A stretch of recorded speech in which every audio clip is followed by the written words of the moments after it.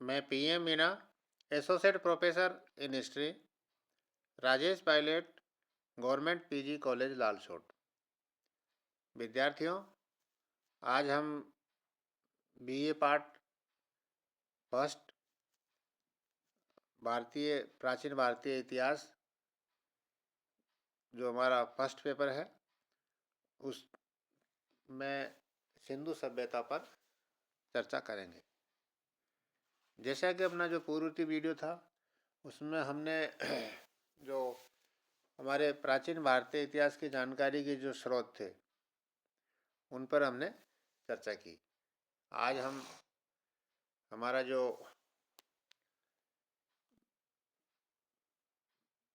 सिंधु घाटी की सभ्यता है जिसको हम हड़प्पा सभ्यता के नाम से जानते हैं उसके बारे में जानकारी प्राप्त करेंगे।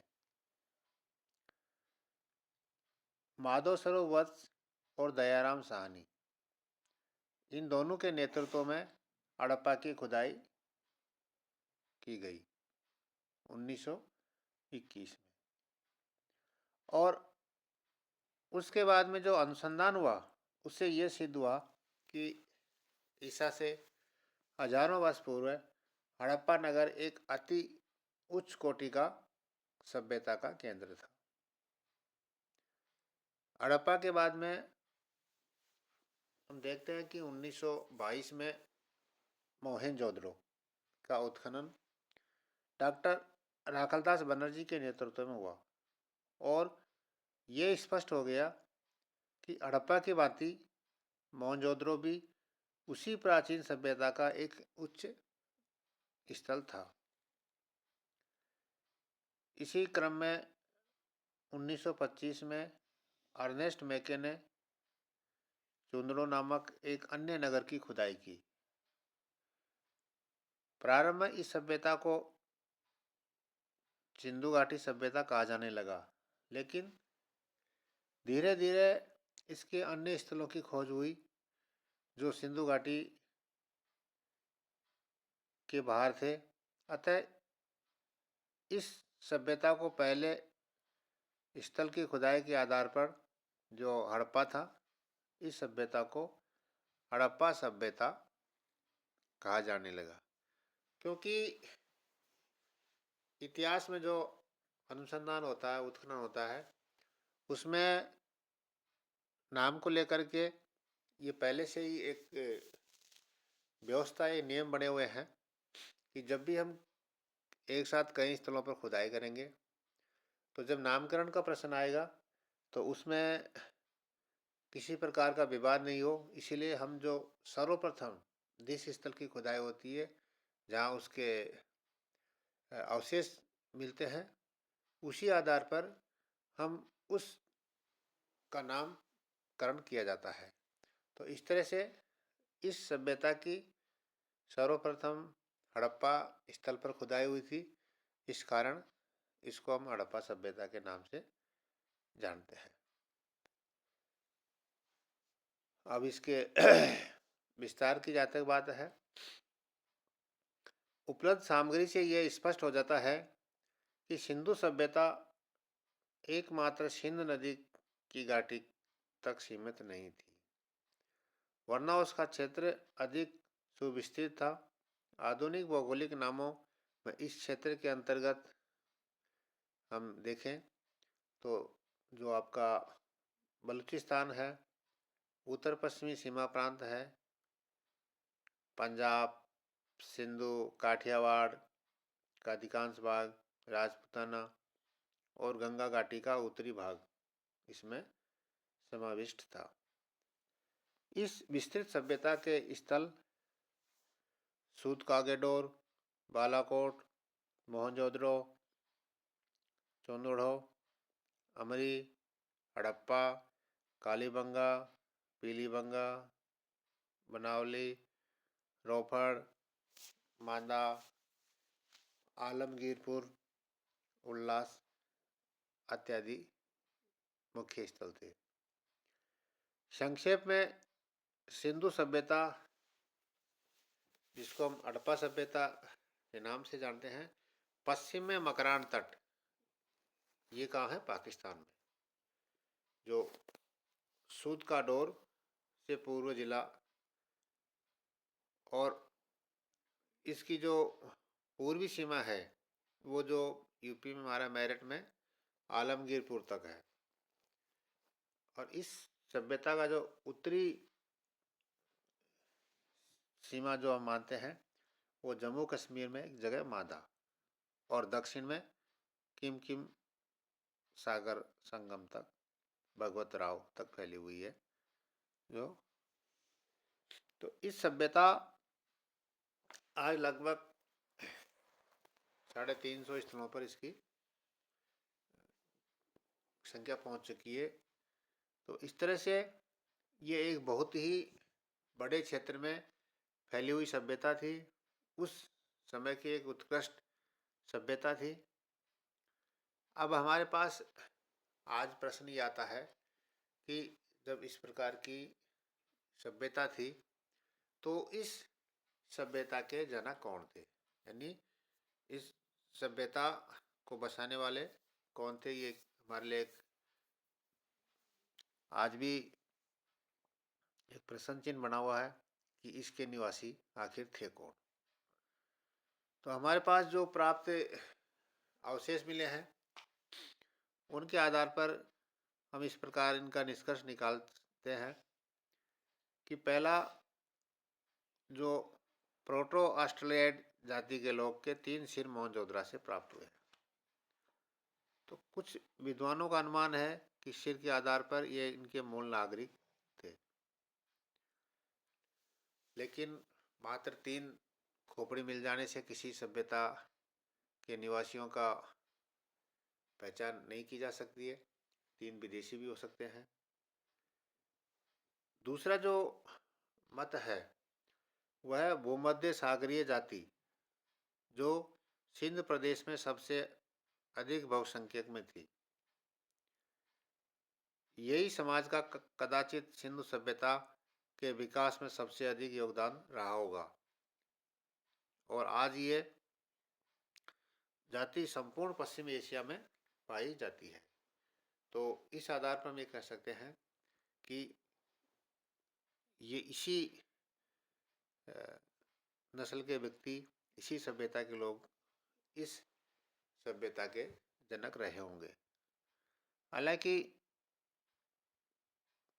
दूसरे जो उन्मत है जैसे पिगट महोदय है वो ये बताते हैं कि मंगोलिया जाति सिंध प्रदेश में आक्रमण करके वहाँ बस गई और अंतिम जाति जो अल्पाइन कदाचित ये जाति पामीर के पठार से सिंध प्रदेश में आ गई। तो इस तरह से ये विद्वानों का अलग अलग मत है, लेकिन ज़्यादा संख्या के आधार पर देखें तो ये भूमध्य सागरीय प्रदेश की प्रजाति के लोग सबसे ज़्यादा हमें यहाँ स्थल पर तो उनके अवशेष मिले हैं।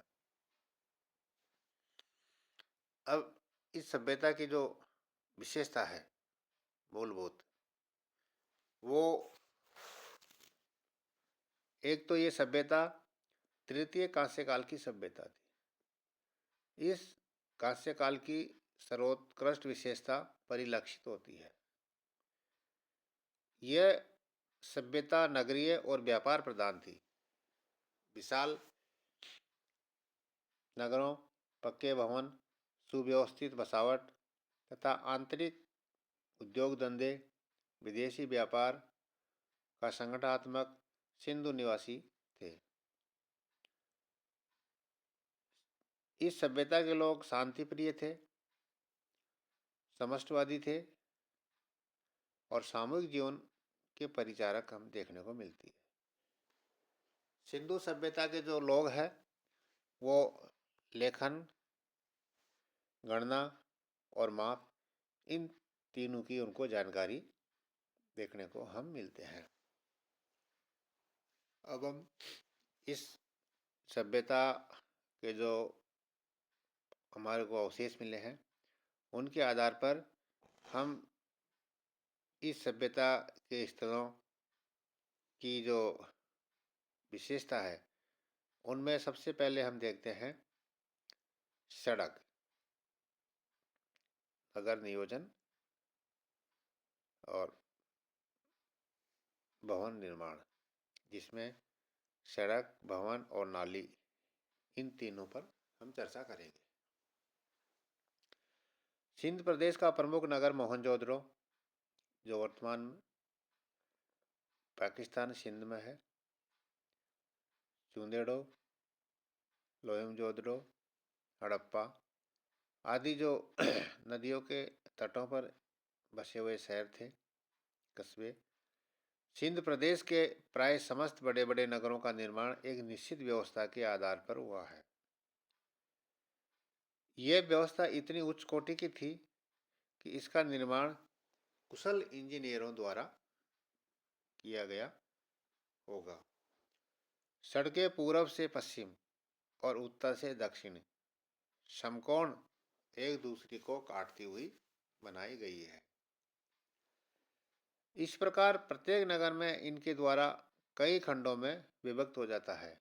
जब आपके समकोण उत्तर से पश्चिम, उत्तर से दक्षिण और पूर्व से पश्चिम जब सड़कें होगी तो सवाई के बीच में अलग अलग उस शहर के ब्लॉक बन जाएंगे। सड़कें मिट्टी की बनी हुई थी। फिर भी इनका जो मोहनजोदड़ो में सबसे बड़ा जो राजपथ जो मिलता है वो 33 फीट चौड़ा है, जो उत्तर से दक्षिण की ओर जाता है। और उस युग में जब जनसंख्या बहुत कम है, आपके परिवहन के साधन नहीं है, उसको देखते हुए 33 फीट चौड़ा जो रोड है वो बहुत बड़ा है। और इस कस्बों की सड़कें की सफाई का बड़ा ध्यान रखा जाता था। स्थान स्थान पर कूड़ा करकट रखने के लिए व्यवस्था की गई थी। सड़क के किनारे स्थान स्थान पर ऐसे मिट्टी के पात्रों या पीपे जमा जिनमें कचरा डाल दिया जाता था। और सड़क के किनारे पर गड्ढे खोदे हुए मिलते हैं। उत्खनन में छोटे बड़े सभी प्रकार के भवनों के हमें अवशेष मिलते हैं। छोटे भवन लगभग 30 बाई 27 फीट के देखने को मिलते हैं, जिसमें 4-5 कमरे हैं। बड़े भवनों का माप छोटे भवन से लगभग दुगना देखने को मिलता है। उनमें कमरों की संख्या भी लगभग 30 तक देखी गई है। हड़प्पा की अपेक्षा मोहनजोदड़ो में भवन विशाल थे। सिंधुवासी भवन निर्माण करने के लिए कच्ची और पक्की दोनों ही प्रकार की ईंटों का प्रयोग करते थे। प्राय समस्त भवन निर्माण नींव डालकर करते थे। सीलन और बाढ़ की रक्षा के लिए कभी कभी मकान ऊंचे ऊंचे चबूतरों पर बनाया जाता था। मोहनजोदड़ो में पक्की ईंटों और दुमंजिले भवन भी देखने को मिलता है। ईंटों को चीनने के लिए प्राय मिट्टी के गारे का प्रयोग किया जाता था। मे के महोदय के अनुसार दीवारों पर प्लास्टर करने की प्रथा थी। ये प्लास्टर बहुधा मिट्टी परंतु कभी कभी जिप्सम का भी देखने को मिलता है। सामान्य सिंध प्रदेश के प्रत्येक अच्छे घर में आंगन, पाकशाला, स्नानगार, शौचागार और कुएं की व्यवस्था थी। कुएं अपने ईंटों की सुदृढ़ चिनाई से बनाए जाते थे। कुओं के समीप गड्ढे खुदे हुए मिलते हैं। कदाचित इन में गड्ढे रखे जाते थे। कुछ कुओं के भीतर सीढ़ियाँ बनी हुई है। इनकी सहायता से कुएं के भीतर घुसकर इनकी सफाई की जाती होगी। सिंध प्रदेश के अधिकांश दरवाजे खिड़कियां मुख्य सड़कों पर न होकर के गलियों की तरफ है। द्वारों पे लकड़ी के चौखट, लकड़ी के किवाड़ का प्रयोग होता था।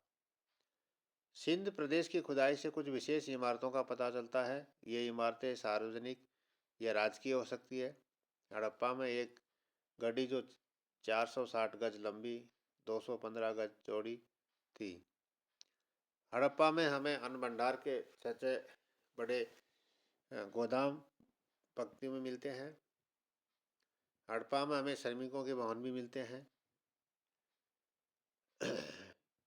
गड्ढी, भंडारगारों और श्रमिक भवनों के ध्वंसा अवशेष से प्रकट होता है कि उन सब का निर्माण एक निश्चित राजकीय योजना के अनुसार हुआ था। हड़प्पा की भांति मोहनजोदड़ो में भी एक गड्डी मिली है। वो 20 फीट से लेकर 40 फीट तक ऊंची और एक कृत्रिम पहाड़ी बनाई गई थी। इस प्रकार इस गड्डी के भीतर सबसे महत्वपूर्ण इमारत है एक स्नान कुंड, जो 39 फीट लंबा है, 23 फीट चौड़ा है और 8 फीट गहरा है। कुंड के चतुर्दिक बरामदे बने हुए हैं। उनके पीछे छोटे छोटे कमरे बनाए गए हैं। एक कमरे में एक कुआं मिलता है। कदाचित इसी के पानी से स्नान कुंड को भरा जाता होगा। स्नान कुंड के पश्चिम में खुदाई करने से एक अन्य भवन के ध्वंसावशेष मिलते हैं। हीलर महोदय का अनुमान है कि यह भवन एक विशाल भंडारगार था। और इसी क्रम में हम देखते हैं कि जैसे चूनेडो में एक मनके बनाने का कारखाना मिलता है। कालीबंगा में हवन कुंडों का अस्तित्व मिलता है। लोथल में गोदीबाड़े का अवशेष मिलता है। तो इस तरह से हम देखें तो ये जो व्यवस्था है जो हमें खुदाई से मिली है, उससे ये अनुमान लगाया जाता है कि उस समय कितनी एक व्यवस्थित बसावट इन शहरों की थी और इनके लोग कितने विकसित थे, जो इन सब चीज़ों के बारे में उनको जानकारी थी। आज का हम वीडियो यहीं पर समाप्त